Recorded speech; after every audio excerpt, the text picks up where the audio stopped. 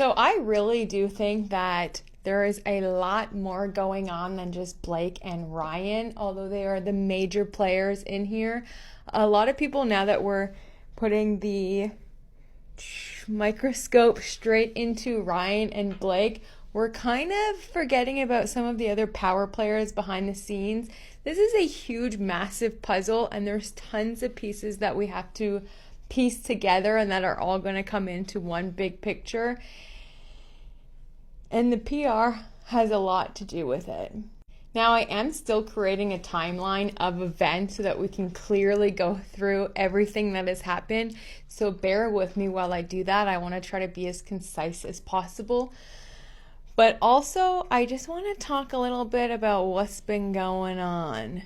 I've had a lot of people comment lately about Bryan Freedman and Justin Baldoni, and how can Justin, as a pro-woman and feminist, have Bryan Freedman represent him when he had to pay a $40,000 lawsuit for SA when he was in college 40 years ago. 38, close to. And it's very interesting. Number one, Bryan Freedman's the best, so Justin got him. He must know that he has a case to win because he went against Justin a few years ago. That's actually how they met. But I just want to be very clear to the people who are actively defending Blake. Once again, just careful whose house you're throwing stones at, because Blake Lively's entire house is made of glass. Shattered glass at that. Now let's just get into a few of Blake's dragons. Let's just talk about the elephant in the room. Taylor Swift was named in Justin Baldoni's case. We all know that now. And now she's very perplexed why she was named. Sabotaged a business meeting. First. Hear that Taylor may have had some influence in getting Yes, she did. Yeah, I know. I don't even know if I'm meant to be saying it, but I'm saying it.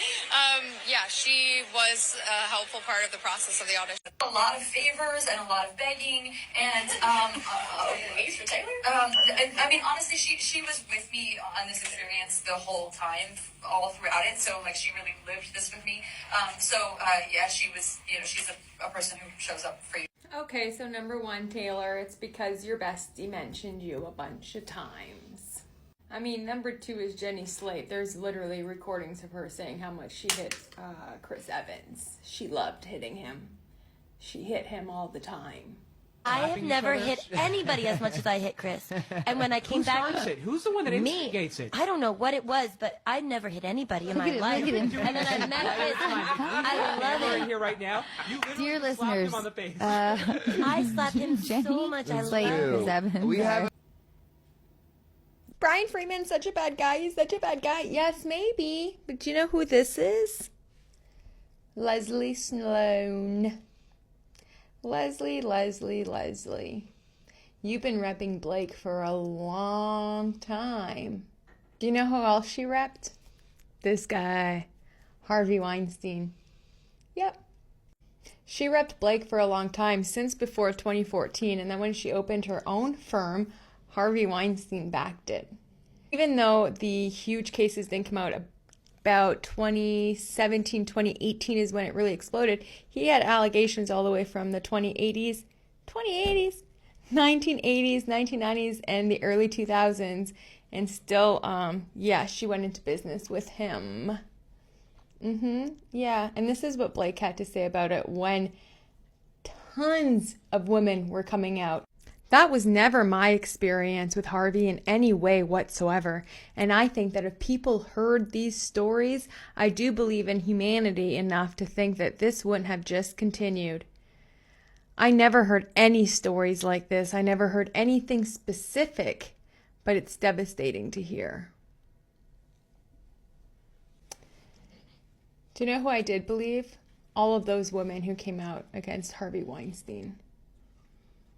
Yeah. You know who stuck with them? Leslie Sloan. Yeah, and Blake Lively.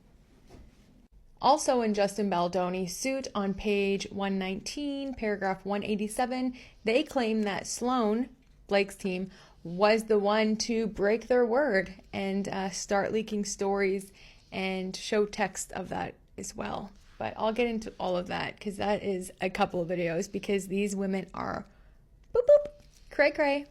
And last but not least, we have Stephanie motherfucking Jones.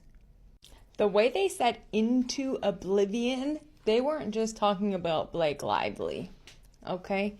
They dragged this woman and came with all of the receipts.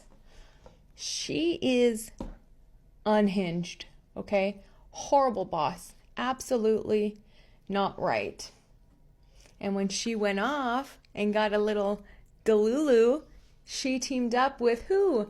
Leslie Sloan and Blake Lively to orchestrate the plan in the New York Times.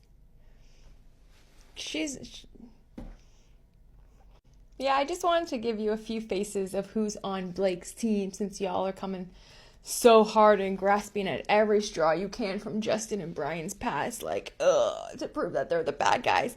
This is about the case of It Ends With Us, yeah? The smear campaign, the sexual harassment, the retaliation for that said sexual harassment because she apparently spoke up about it and then they smeared her. That's what it's about. But if y'all want to keep bringing up pasts and keep bringing up everyone's history, let's go for it. Because Blake's team are batshit crazy, horrible people. Allegedly. And only for entertainment purposes, of course. But it comes a point when people show you who they are, believe them.